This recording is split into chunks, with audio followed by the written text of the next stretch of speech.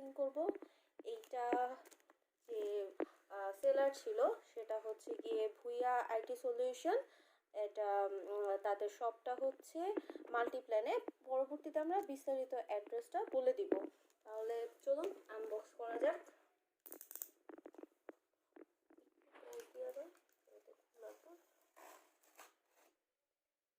দেখা যাক কেমন সার্ভিস এই সেলারের, এবং যেহেতু তারা যে ক্যাম্পেইন থেকে এটা কেনা হয়েছে, সো অ্যাকচুয়ালি কতটুকু এটা প্রাইস অর্থী সেটাও একটা দেখার বিষয় থাকবে। So it's time to unpack. প্যাকেজিংটা সুন্দর। এটা হ্যাবিটের নোটবুক কুলিং প্যাড। মডেলটা বলে দিব।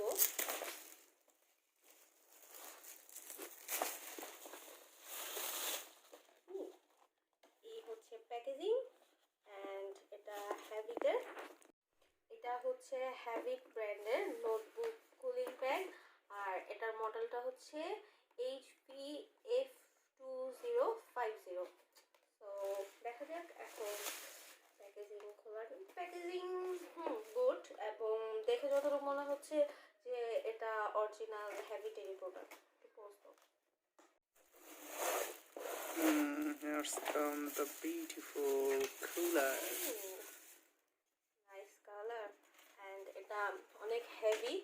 এটা দেখে মনে হচ্ছে খুবই স্ট্রং এবং বেশ ভালোই হবে। যে অনেক সময় দেখা যায় যে অনেক কুলার কিনলে আমাদের একটা মানে স্কেয়ারসিটি কাজ করে, যে লাইক ল্যাপটপ বা নোটবুক রাখলে এটা ট্যাপ হয়ে যাবে কিনা, বাট এটা যতটা হেভি মনে হচ্ছে সেই রিস্কটা মনে হয় না হচ্ছে। তবে অবশ্য পারফরমেন্স কেমন হবে সেটা আমরা ল্যাপটপের সঙ্গে যখন কানেক্ট করব তখন বুঝতে পারবো। সো ঠিক আছে, ল্যাপটপের সঙ্গে কানেক্ট করে দেখা যাক। এটা হচ্ছে এটা স্ট্যান্ড সিস্টেমটা এরকম। এই পোর্শনটা খুলে এখানে এরকম একটা স্ট্যান্ড দেওয়া আছে।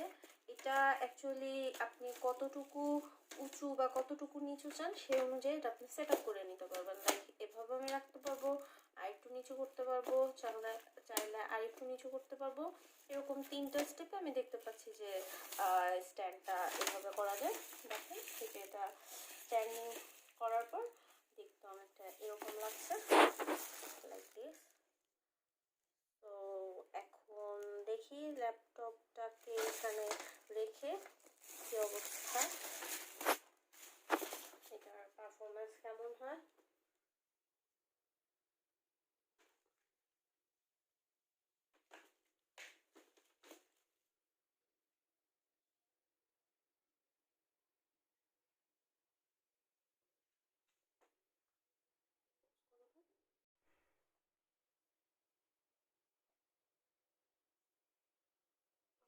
আমাদের এটা অলরেডি কানেক্ট করা হয়েছে। এখন যেটা দেখলাম যে নর্মালি অন্যান্য কুলারে যেটা থাকে যে এই কানেক্টরের যে পোর্টটা, এটা হচ্ছে যে কুলারের সঙ্গে অ্যাডজাস্ট করাই থাকে সরাসরি, বাট এটাই কিন্তু পোর্টটা একদমই এই যে এরকম আলাদাভাবে বক্সের সঙ্গে দেয়া ছিল, যেটা কুলারের সঙ্গে এবং ল্যাপটপের সঙ্গে আপনার কানেক্ট করে নিতে হবে। এখানে আরেকটা জিনিস দেখানো হয়নি, সেটা হচ্ছে যে এই যে এখানে কিন্তু 2টা পোর্ট আছে কুলারের। এখানে এটার একটা স্পেশালিটি দেখলাম যে কুলারে 2টা পোর্ট। নর্মালি আমি এ পর্যন্ত একটা পোর্টই দেখে আসছি। প্লাস এখানে আরেকটা জিনিস দেখা যাচ্ছে যে এই যে দেখেন এখানে একটা হুইল দেওয়া আছে। এটা মূলত পাওয়ার কন্ট্রোলার, যেটা দিয়ে আপনি কুলারের স্পিডটাকে কন্ট্রোল করতে পারবেন আপনার পছন্দ অনুযায়ী। সো এখন এটা তাহলে কানেক্ট করে দেখা যাক।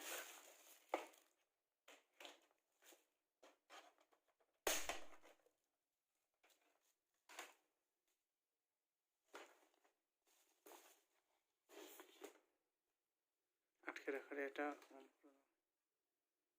প্লাস এখানে ল্যাপটপ কিন্তু লক করার জন্য ছোট 2টা স্ট্যান্ডের মতো দেওয়া আছে, যাতে এটা একদমই স্লিপ করে পড়ে না যায় তার জন্যে।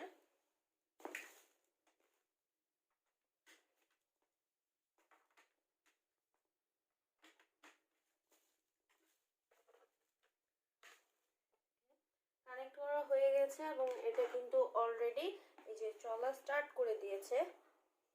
লাইটিংটা খুব সুন্দর এবং এই যে এটা দিয়ে হচ্ছে স্পিড আপ ডাউন করা যাচ্ছে, যে আমি যে পরিমাণ চাচ্ছি সেই পরিমাণ স্পিড আপ ডাউন করতে পারছি। এবং এটা আমার কাছে যেটা দেখতে পাচ্ছি যে স্পিডের সঙ্গে এই হুইলারটা দিয়ে চাইলে কিন্তু এটা অফ করেও রাখা যাবে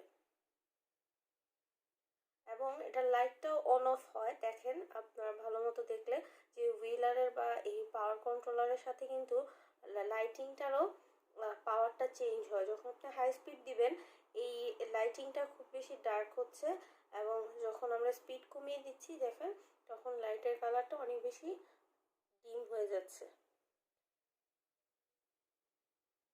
এখন এখানে রেখে দেখা যাক যে এটা কতটুকু আসলে হিটটাকে রিডিউস করতে পারছে।